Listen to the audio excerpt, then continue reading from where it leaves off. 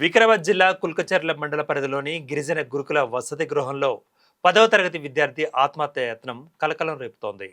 తారక్ తేజ అనే విద్యార్థి పురుగుల మందు సేవించి ఆత్మహత్య యత్నానికి పాల్పడ్డాడు. ఇది గమనించిన పాఠశాల సిబ్బంది వెంటనే అతడిని పరిగి ప్రభుత్వ ఆసుపత్రికి, అక్కడి నుంచి మెరుగైన వైద్యం కోసం వికారాబాద్ ఆసుపత్రికి తరలించారు.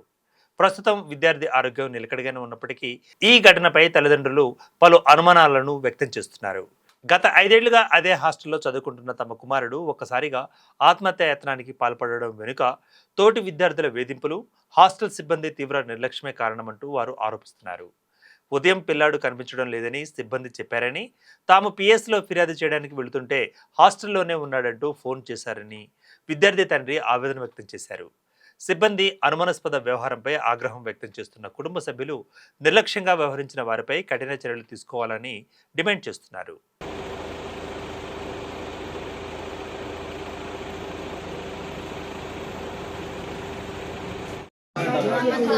నలుగురు ఉన్నారంట, 7 కాదు 4 మంది ఉన్నారంట. నలుగురు ఉన్నారని మాట్లాడుతున్నారంట.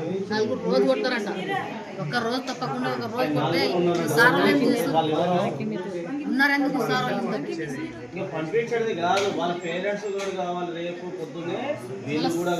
మీరేం పని చేస్తున్నారు?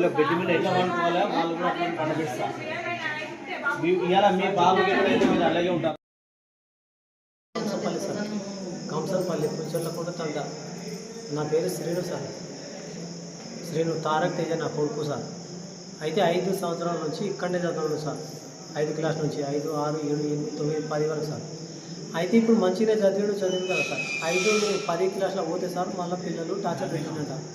పిల్లలు టార్చర్ పెడితే 2-3 ఒకసారి ఇంటికి వచ్చిండు. ఇట్లా నాకు టార్చర్ పెడుతున్నారు పిల్లలని, పిక్చర్ పెడుతున్నారు.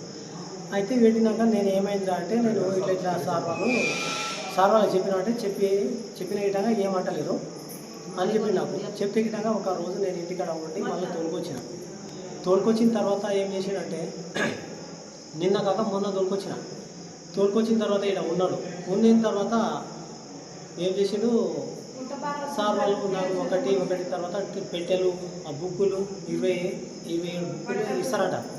అయితే 6 బుక్కులు సామాన్లు పెట్టే ఈరగొట్టి అందులో పైసలు ఉన్నాయంట 200, 300 మొత్తం తీసుకెళ్ళి ఎక్కడ చెత్త మీద వేసినట్ట నీళ్ళలో. ఎవరు వేసారు? పిల్లలు వేసినట్ట. పిల్లలు వేస్తే నేను పొద్దుగాల వచ్చి సార్ని అడిగిన. సార్ని అడిగితే ఏం చెప్పాడు సార్ తెలుసా, నీ పిల్లలు వేసిండు, నీ పిల్లగాడే వేసిండు కావాలని, రాయనికి రాదు కదా అందుకే వేయవచ్చు అని అంటున్నాడు. నేను ఎగ్జాక్ట్గా అట్లా అంటాను బాగా 2 సైడ్ గిట్ట మాట్లాడినా. సరే అని చెప్పి నా కొడుకుని పిలిపించి, అవునా నువ్వు వేసినా కాదంటే నేను వేయలేదు సార్, ఎవరు పిల్లగాళ్ళు వేసిరంట అని చెప్పిన ప్రిన్సిపాల్ సార్ దగ్గర పోయినా. నేను ప్రిన్సిపాల్ సార్ దగ్గర పోతే ఏమంటాడు, ఏమో నీ పిల్లగాడే వేయవచ్చు అని చెప్పాను వాడికి. నాకు అయినా విధంగా నేను సరే అని తోలుకొచ్చి ఇంటికి వెళ్ళిపోయినా కదా. ఇంటికి వెళ్ళిపోతే ఈరోజు నాకు 1:30కు ఫోన్ చేసి వాళ్ళు నీ కొడుకు లేదని. అయితే 8 గంటలకు ఇప్పుడు వచ్చి ఈ స్కూల్లో వచ్చి అడిగినా నేను. అడిగితే వాళ్ళు పొద్దుగల 8 గంటలకు పోయినట్ట బాత్రూమ్కి పోయేటప్పుడు తర్వాత ఎక్కడ పోయిండు ఏమని చూడాలి కదా. 1:30 నుంచి 8 నుంచి 9, 10 గంటల వరకు చూడాలి కదా. చూడలేదు. చూసిన తర్వాత నాకు 1:30 ఫోన్ చేసింది పిల్లవాళ్ళు లేకపోతే నేను వచ్చినాక మొత్తం హాస్టల్ చూసిన, అసలు గుట్ట ఉన్నాయి, పాంబాడ హై స్కూల్లో అంతా చూసిన తర్వాత 4 పిల్లల్ని నా బండి మీద వేసుకొని మొత్తం లేకపోతే మళ్ళీ వచ్చి నేను పోలీస్ కంప్లైంట్ ఇద్దామని పోలీస్ స్టేషన్కి పోతే పొద్దుగల సార్ నా కొడుకు పొద్దుగల 8 గంటలకు లేడని సార్ వాళ్ళు చెప్పారు. వచ్చినాక నేను తీసుకెళ్ళాడు కింద చెప్పినా నేను అని చెప్తే సార్ పోలీస్ సార్ ఏం చెప్పిండంటే వాళ్ళ నెంబర్ ఇవ్వమని చెప్పిండు. నెంబర్ తీసుకొని ఫోన్ చేసిన తర్వాత ప్రిన్సిపల్ సార్ వెనక వచ్చింది. నా వెనక వచ్చిన తర్వాత 10 నిమిషాలు మాట్లాడేటలకల్లా వేరే సార్ ఫోన్ చేసి నీ పిల్లగాడు ఈయనే ఉన్నాడు రామని చెప్పిండు. అయితే పోలీస్ సార్ ఏం చెప్పాడంటే, పోబిడా నీ కొడుకు కూడగాడంట, నిన్నే ఉన్నాడు ఫోన్తో వదిలేసిండు. వీడు మందు తాగినని నాకు తెలియదు. తర్వాత పోలీస్ స్టేషన్కి వెళ్ళి ఇక్కడ వచ్చిన కదా, దాని తర్వాత మందు తాగినని సార్ వాళ్ళు చెప్పింది.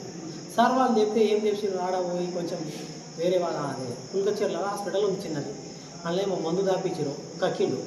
కక్కిన తర్వాత వాళ్ళ కార్లను వేసుకొని ఇక్కడ పరిగి వచ్చిన తర్వాత పరిగిల ఏమో గ్లూకోజ్ ఎక్కించి వాళ్ళ కక్కించారు. మళ్ళీ వికారాబాద్ తీసుకుని ఇక్కడ వచ్చినాం సార్ డైరెక్ట్.